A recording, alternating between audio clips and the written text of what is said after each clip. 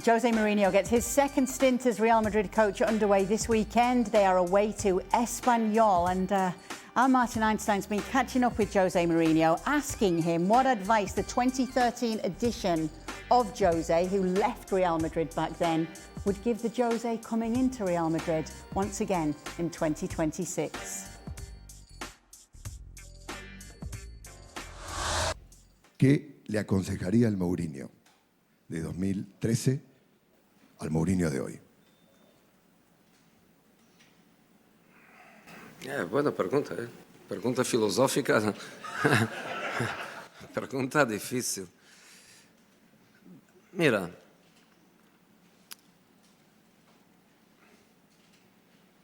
es que el Mourinho de hoy es lo que está en condiciones de aconsejar el Mourinho de 2013. El de 2013 no está en condiciones, es un poco como eres tú que aconsejas a tu padre o tu padre que te aconseja a ti, ¿no? La única cosa que yo digo es que tienes que estar siempre muy tranquilo. Y para mí es mucho más fácil estar ahora tranquilo que 5 años atrás, 10 años atrás, 20 años atrás. Es siempre una evolución. Stevie's a little shocked there as we bring in Stuart Robson and Ali Moreno from Barcelona right now. What was it, Stevie? I don't think I've ever seen him stumped. Stumped? He was absolutely stumped. He was trying to dig himself out of somewhere because he just didn't know what to say. That's the first time ever. Although I wonder, Stuart and Alejandro, it does feel as though we're seeing a different version of Mourinho right now. First of all, Kay just called me Alejandro. That's nice. That's nice. I know she means business. She says Alejandro. It's like when my mom calls me Alejandro. As it pertains to José Mourinho, in fact, I just watched his press conference, and I think we're seeing a more mellow version of José Mourinho, a more mature version of José Mourinho. But my big question to you, Stewie, is that going to last? Well, he says he's more calm these days than he was before. Well, I saw him when he was manager of Roma. I saw him in Turkey. He wasn't particularly calm. No. He's been sent off more times than he ever was when he was at Chelsea, when he was at Manchester United, when he was at Real Madrid the first time round. So I don't think he is a calmer person than he was before. At the moment he is, and he's saying all the right things, and he's in a very good job, and he's in a good position. But calm is not one of the ways I would describe José Mourinho. And it's the same thing that when we look at Mourinho now, and he's trying to deflect attention away from himself, and he's trying to sort of talk about the team and the importance of the team, and I'm so calm, and I'm so above all of this, and this pressure is not for me, and I'm thinking to myself, yeah, I don't think we want this version of Mourinho. Don't give me the calm, mature Mourinho. That's boring.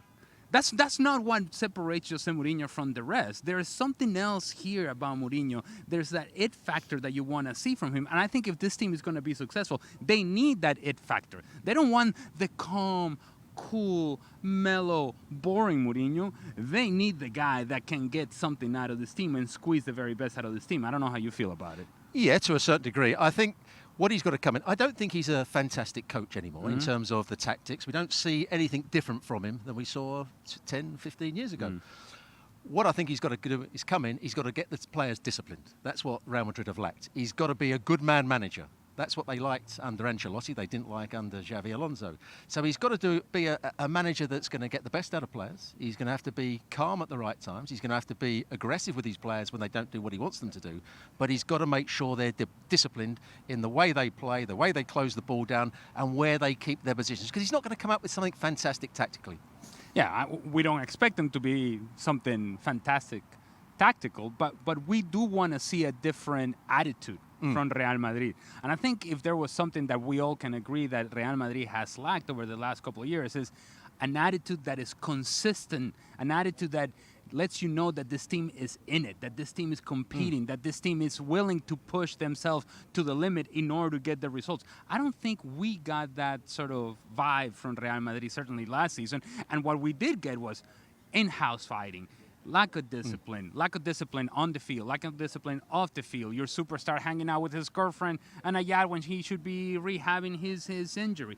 That's what we saw from Real Madrid. And those are a lot of things that he's going to have to deal with that have nothing to do with what happens on the field. And then on top of that, you have to have some version of Real Madrid that is far more creative, far better defensively, far more disciplined. It's a lot of things that José Mourinho is going to have, or a lot of boxes that he's going to have to check if this team is going to be able to be successful this season. But they've also got some new players, which might add to the discipline. Players that we can't say have been ill-disciplined before at Real Madrid because they've just come in. So Canate, Cucurella, Dumfries at right back, Bernardo Silva, field. So he's got to make sure he gets the best out of those, and they then go on to the likes of Jude Bellingham and Vinicius Junior and Mbappe to get the best out of them in terms of what they do, work rate, what their attitude's like when things aren't going well. Their spirit has to be much better than it's been over the last 2 years. So, big question for you then, Stu, is Ancelotti could not do it, Xabi Alonso could not do it. Is José Mourinho going to be able to get the very best of Vini Jr. and Kylian Mbappe at the same time when they're on the field, both working with each other rather than against each other? Depends how they start the season. If they start the season well and everybody believes what Mourinho's doing and the players start to combine well, and Jude Bellingham is the player we saw at the World Cup and not the one we saw at Real Madrid for a season and a half. You love Jude Bellingham. And if they play with the right attitude and they start well, then I think it'll all go well for him. And I think they've got a chance of winning La Liga.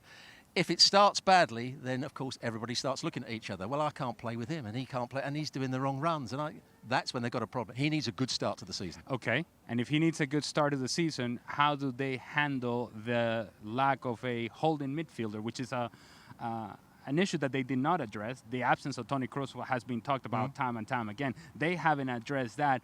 Who then takes on that role, and how are they going to be able to be successful and control the midfield? Depends what sort of midfield player they want. They're obviously going to go probably at the weekend or tomorrow night with Valverde as one of the holding midfield players. Bernardo Silva has played there for Man City, but he's a different sort of holding midfield player. Somebody who wants to get on the ball, a bit like Toni Kroos to a certain degree. He's not got the range of passing, but he'll dictate the pace of the game. So I think that's probably how he's going to go, rather than having a dominant midfield player in terms of defensive, like he probably would have wanted with Rodri.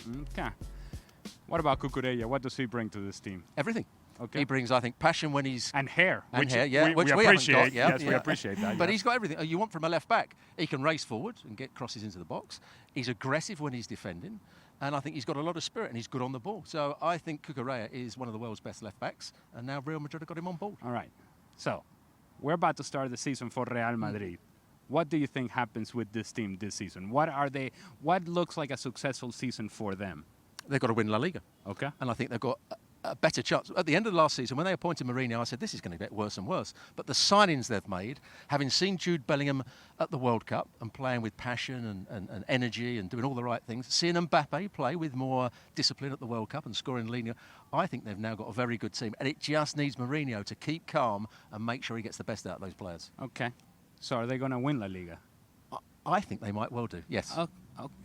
Is there a commitment there? There was a commitment there, yes. Okay. So you like Melo Mourinho? I like Melo Mourinho, yeah. Melo Mourinho is going to be boring for us. I'm going to tell you that much, Kay.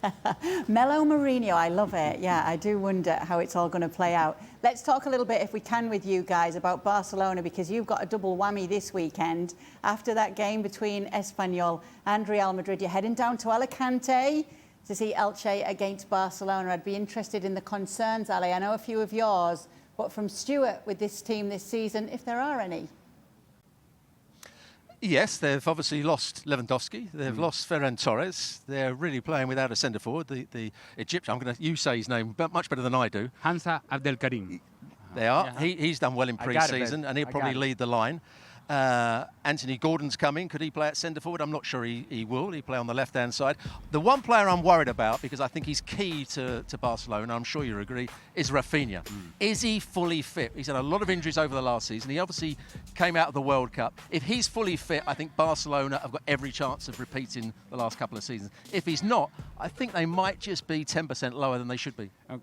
So while you have your concerns about the lack of a centre forward, it's not powerful enough of a concern to kind of give you the idea that this team is not good enough to win La Liga? No.